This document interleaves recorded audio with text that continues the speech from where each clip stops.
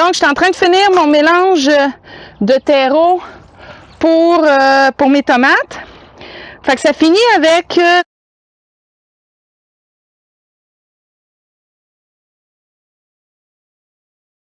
deux portions de terre, donc une un peu plus d'argile, une portion de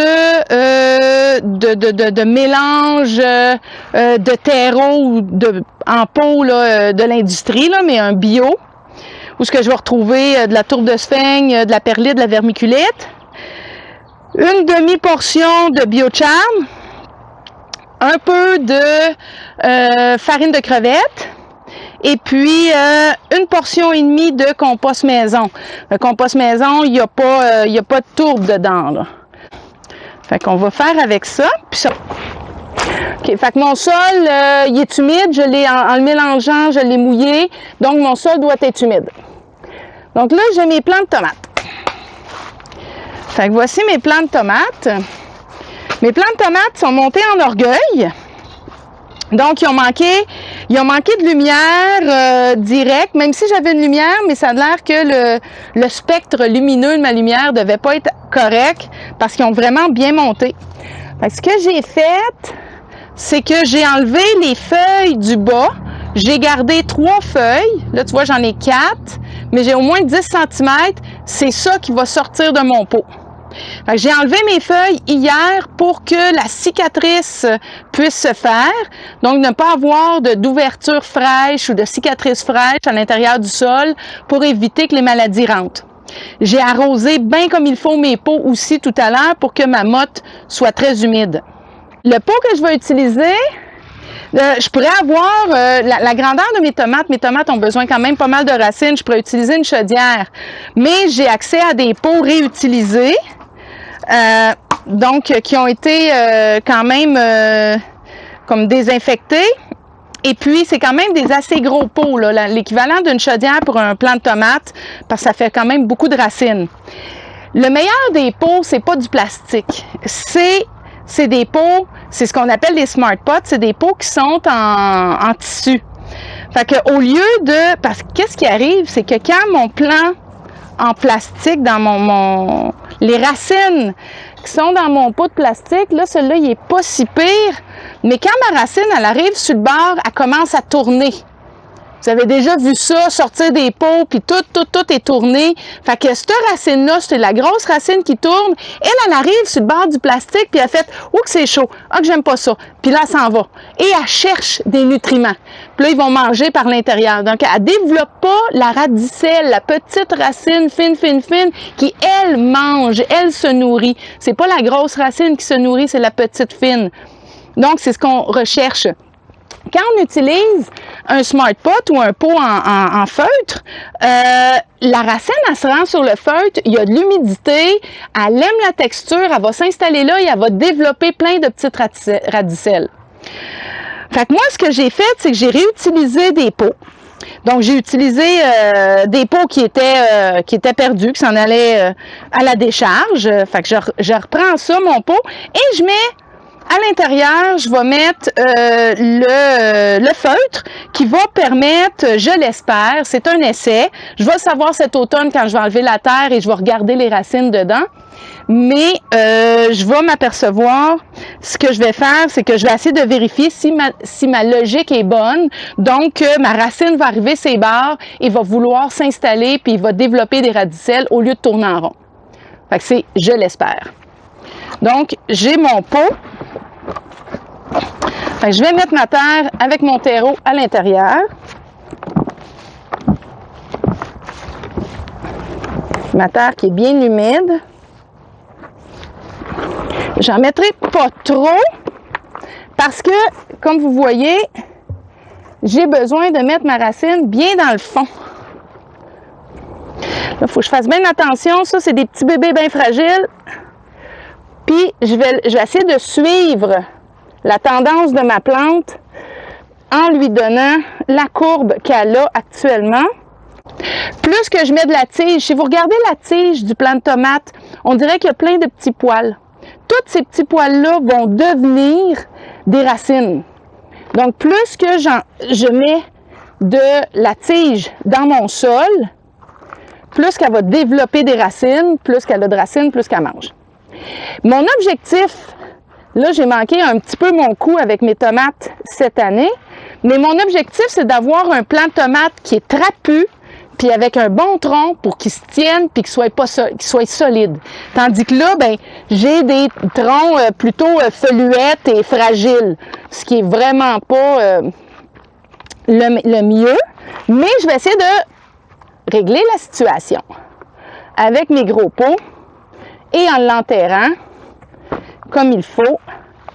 Donc, ça me prend beaucoup de terre, mais je vais avoir des beaux plants de tomates. Puis dans un pot comme ça, je pourrais même rajouter à mon plant de tomates, je dirais, là, mon plant de tomates, vous voyez, il sort sur le bord, là, parce que, ben là, je vais le laisser comme ça. Je le forcerai pas à se mettre droit. Il va se mettre droit tout seul, parce que là, il est dans la serre, le soleil, il est par le dessus, donc il va automatiquement aller chercher le soleil droit. Fait que je peux le coucher là, tant que je veux. Là.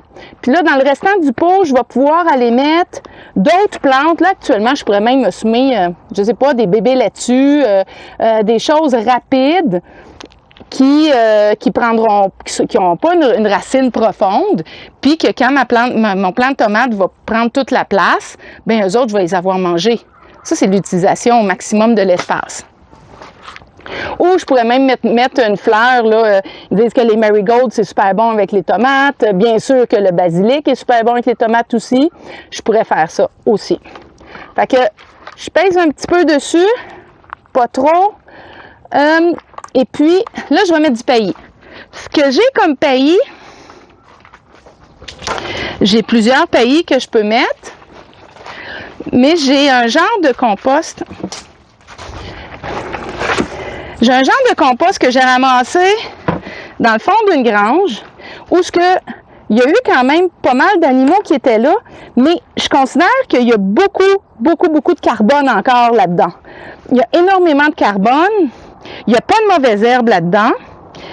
Je trouve que trop de carbone pour mélanger ça dans mon sol. Parce que qu'est-ce qui arrive, c'est que la molécule de carbone, pour se décomposer, la molécule de carbone, c'est un C.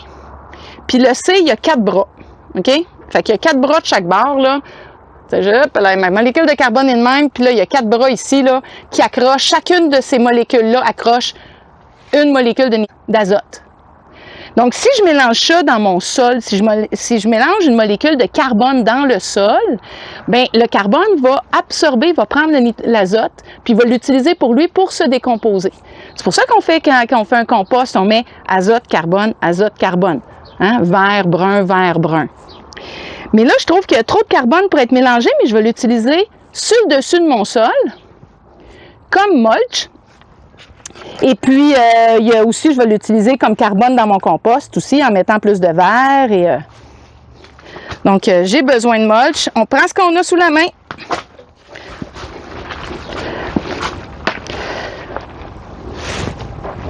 Puis j'en mets une bonne épaisseur. Là, je suis sûre qu'il n'y a pas de mauvaises herbes là-dedans.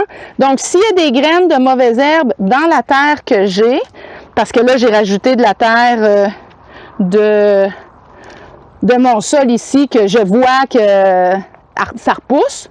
Donc, j'ai fait bien attention d'enlever toutes les bouts de racines que je voyais, mais s'il y a des semences sur le dessus, bien, ils ne repousseront pas parce que je viens d'y mettre là, un bon 5 cm là, de carbone par-dessus. Fait que si j'ai d'autres semis à faire, bien, les autres semis, bien, il va falloir que je tasse un peu, là. Bien, il y a quand même pas mal de terre dedans, mais il va falloir que je tasse un petit peu, là, pour aller semer, il me manque quelque chose. C'est quoi qui me manque? Quand on a fini de semer, on arrose. Et on arrose abondamment. Donc, avant d'arroser abondamment, je vais placer mon plant. Mon plant, il va aller ici. J'aime bien avoir des chaudières d'eau dans ma serre qui vont avoir de l'eau à température pièce. Ici, où ce que je suis actuellement, c'est de l'eau de l'aqueduc, donc il y a du chlore à l'intérieur. En laissant l'eau dans des chaudières, dans la serre, ben le chlore s'évapore, ce qui est meilleur pour les plants, parce que le chlore, il tue les micro-organismes. Et puis, qu'est-ce que je veux dans mon sol? C'est des micro-organismes, c'est de la vie. En passant en parenthèse, si vous utilisez un terreau du marché, même s'ils disent qu'il est prêt à l'emploi et tout, bien, il est sec. Fait qu'il va avoir des nutriments à l'intérieur, mais il n'y aura pas de vie.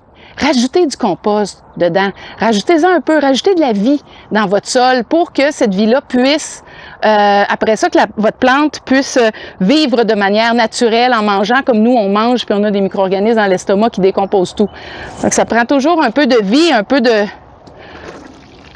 ça prend de la vie, dans le fond. Comme vous voyez, le terreau, l'eau s'absorbe lentement.